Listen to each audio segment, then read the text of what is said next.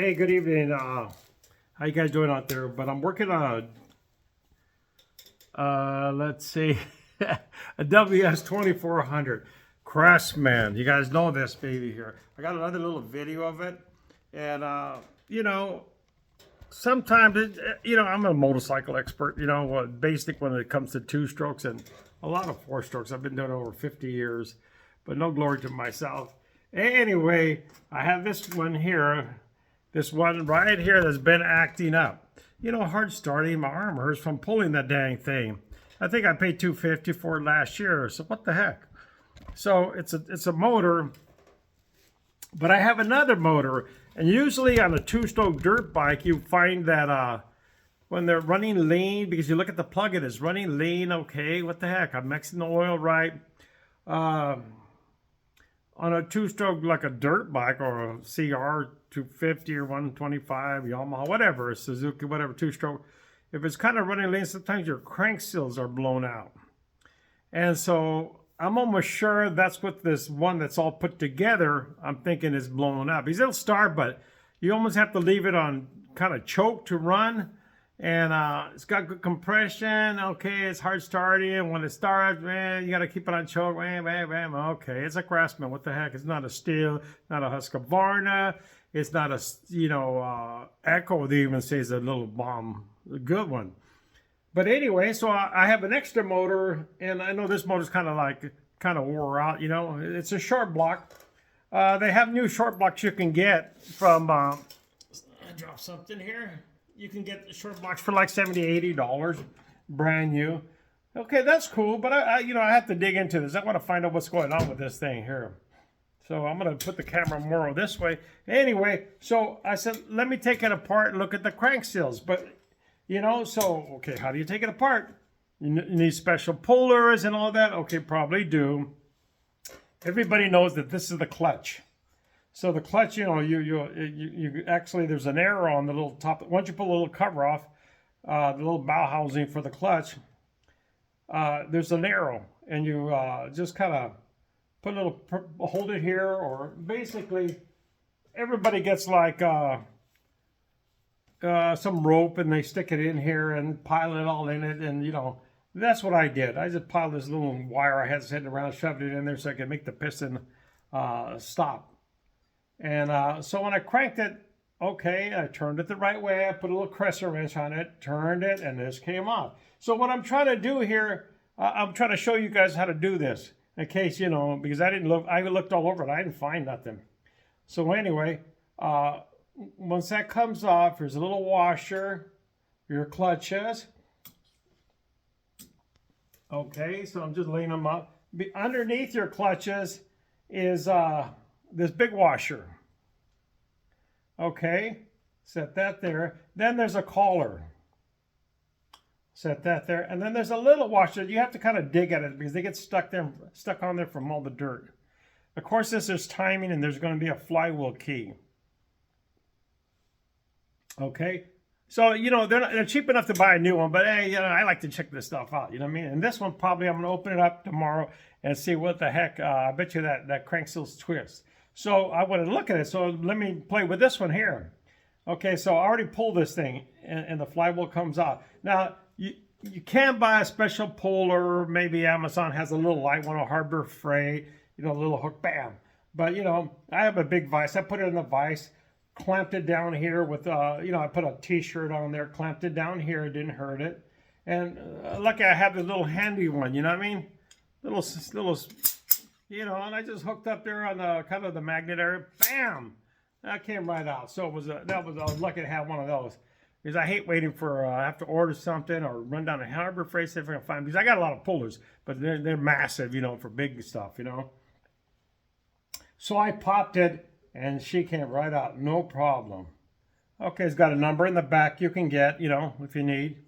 We'll set that there, keep it in order. And then there's a flywheel key here. I don't know if you can see that there, but a little flywheel, I'll put a little flashlight on it. So to make sure when you put it back, you get that little flywheel key in there, so that's important. So you can get your, it's got to be on time. Without that sucker, blah, blah, blah, blah, it'll probably backfire. I don't even think it'll start. But anyway, okay, that takes care of this flywheel clutch area.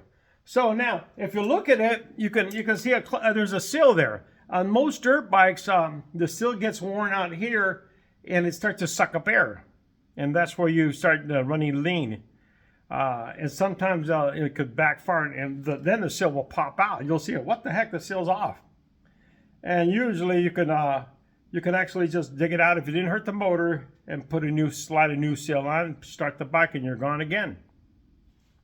And that would be behind a stator on one of the dirt bikes. Most of them, all of them have, especially the two-strokes, all have these unit. So I wanted to help you guys out there because, I paid $250 for this darn thing, My wife said, you better buy a good one because, we have 6 acres here and we're always trying to keep them going, you know what I mean? And I do have tractor, but there's other places you can't get the tractors in there. And so you have to do it by hand, which I don't mind. Hey, what the heck? So I got this side, a piece of cake. I see the crank seal. It's not popped out. It's probably worn. It's probably got a little airspace in here. That's why this cylinder looks kind of beat up inside. Okay, so then we switch over here. Then we come to this is where you get the pull rope. Bam, bam. Okay, so again, I stick my little wires in there. Bam, bam, bam. Shove it in there, fill it up without this thing. But just shove it in, shove it in, shove it in. All the way, and that stops the piston from going up. Just crank it into you. It's not nothing 911. It's just push it all in and you get it all filled up. So when the piston comes, it just gets tight. So then I just get my little old faithful snap-on gun. I think it's a little. Let's see what I got. A little 14 on it. Lefty, righty, lefty to the left, and counterclockwise, and she spins right off. I already have this loose, so so you can see it anyway. But this, if you hit this without putting the rope in there, or you don't have to put a big old pliers to hold it down because you're gonna break the little cooling devices on this this flywheel. So just shove some rope in there, whatever, it'll stop it. And as you click it, the thing will come right off, left to the left. Counterclockwise, okay. Righty tighty, lefty loosey, the old story. And it pops right off. See, I'm taking it off. When it's unscrewing, bam, there it is. Okay, the nut's welded on there, or press fit, whatever. Okay, set this aside. So now we have an empty hole here. We have I don't feel that it's popped out the seal here, and but sometimes they leak right here. I mean. They're all made in China, Mexico, wherever, Even the Japanese seals. I mean, Yamaha, Kawasaki, man, they blow out, they backfire, bam, or they're running lean. Or if it's a two-stroke, a lot of times your oil on the clutch side, the bike will be smoking. Where the heck that oil? I just filled oil in it, my transmission oil, and all of a sudden it's like, where'd it go? And it's been smoking extra, and you look at the end of your pipe, you put your hand in there, dang, a lot of oil, and you put your finger in there, do the finger test, a lot of oil, and that means that crank seal on your clutch side, again, the crank seal on your clutch side is either blown out or worn out and is sucking that transmission oil, and that's why that bike's smoking like a pig. Or second, you can get the crankshaft, and you can grab it, bam, bam, bam, it bounces up and down, those bearings are gone. So anyway, and in this situation, pistons are worn out. It takes a Torx 30 to get in here. I don't have a long, strong with an air gun, bam, bam. I went by Harbor Freight because I ain't gonna buy no Snap-on one because it cost me $8,000.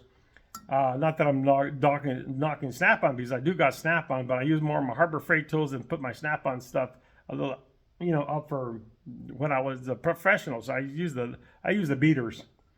But I get in there. I have to get make one, put a long one in there. I get a Torx 30. You can't do it by hand, so I'm gonna have to have one of the little air gun, bam, bam. But I look at this piston and it's messed up. You can see it, the scars in it. But you can't just. I don't see where nobody sells a piston and cylinder. With a I see the gasket, the base gasket, but I don't see the piston and cylinder out there. I always see the whole short block. $50, $45, shipping $20, $70. eBay has one now for like $40, $50 by the time you get it to you. But I might as well spend the extra $20 and get a brand new one. And but once I open that one up over there, I believe that that little sucker has a blown crank seal. I thought I remembered somebody out there that showed one and a seal was blown. But anyway, I wanted to get down to it to check it out to see, okay, well, let's get down to the seals. Okay, I see it, perfect. It's just a little motor. This is not froze up, it still turns on. This one, if I was rebuilding this, if I could get the parts, I get a crank seal, left, right crank seal, get a new piston, get a new cylinder, you know what I mean? If the cylinder is bad, you can just hone it out. I might have a hone that small. But, you know, I would imagine if it was available, it would probably be $22 base, you know, and cylinder and piston. And I'm not sure if this has a bearing in it. And then I'm sure there's a pin, of course. But you guys that know these engines, that do this for a living, you can holler at me, hey, Ed, yeah, they do have that. You can get it for $17, you know, Kawasaki, RamboParts.com, Africa, Southeast, China, whatever. But anyway, so I'm going to go ahead most likely and open that one up tomorrow and see if that's my problem. But I'm kind of guessing that is. Sometimes you run into a cracked case, and that's where the air is coming in. And when I looked at the piston, the spark plug the other day, it was kind of, it's got that lean, you know, looking lean. But I mixed it right too. So anyway, so don't be afraid to take it apart, you know, just lay it all out. This would be your hardest one. And then this little washer was a little tricky. You have to just dig under to get that one washer out. You know, it was a little tough one. It was buried down in there.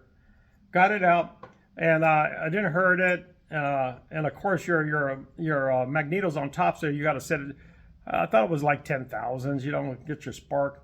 And, you know, maybe mark a puller side, you know, on the side here. But I'll give you some numbers there if you see those. But it's a WS 2400 Craftsman.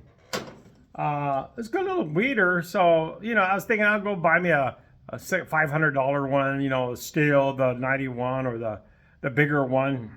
And I talked to another guy the other day. Hey, you know, he was a professional gardener for the city. And he had steel, he had Echo, and they were both big ones. You know, the $500-600 one, commercial, okay. And I asked him, hey, dude, what, you know, he was checking out his truck. Is about to go to, you going to jack me? You know, we're out in we're out in California here, Southern California. So when you see a guy with a muscle like this, don't trust him. But anyway. He got close to me. Hey, man, you know, I got to ask you a question. You know, you're a professional and you run these things all day long. And you have a steel and you have an Echo. And they go like 3120 or something like that. And he had a big steel. That was a SRM Echo. But I want to know from the experts that actually out there, you know, bumping grass. You know what I mean? And he told me, he says, get the Echo. It got more power. It's got, boom. Okay, reliable. Yeah. And, you know, those you guys use it every day. They whip it out of the truck 5 times a day, bam, bam. But I guess that's the thicker stuff. And the lighter stuff he would use as steel. Now, I have a steel chainsaw. I love that. I love that sucker. It's bad to the bone. You know, just throw a sharp chain out or keep the chain sharp. Boom, the 250, it takes care of what I need. And that's one of the best chainsaws I ever owned. You know what I mean? Everybody will say, all the haters, oh, you got to have a Husqvarna. You know, Husqvarna is good, but, you know, I remember back in the day, the Husqvarna was always expensive, hard to get parts. I'm talking motorcycle stuff, but there were classics. For me, I like the Honda, Suzuki. I drive a Harley now, but I like the Kawasaki, Honda, Suzuki, Yamahas, the 4 basics. And I always could get the part, just call the dealer, bam, bam, give them the number, bam, I got it, you know, even to all the 4-strokes, you know. I've done them all. I've done them all for many years. I had my own shop. But anyway, if, you know, you can always subscribe, you know, and I do a lot of videos, so what the heck, make some money on the dang thing. Give me a thumbs up, and I hope you guys learned something, because, you know, I'm not sure what I'm going to title it, you know, short block, or pulling the short block, flywheel maybe. But anyway, okay, you guys have a Merry Christmas, Happy Birthday, Jesus. What else they say? Happy Hanukkah. You know, for all you guys, man, out there, God bless you, man. out of Southern California, Big Ed. Thank you.